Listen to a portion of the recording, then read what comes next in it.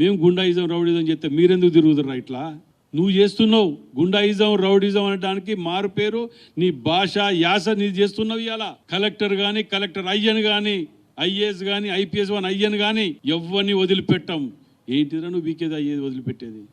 ఒక్కసారి మా ముఖ్యమంత్రి రేవంత్ రెడ్డి గారిని కానియండి అనండి.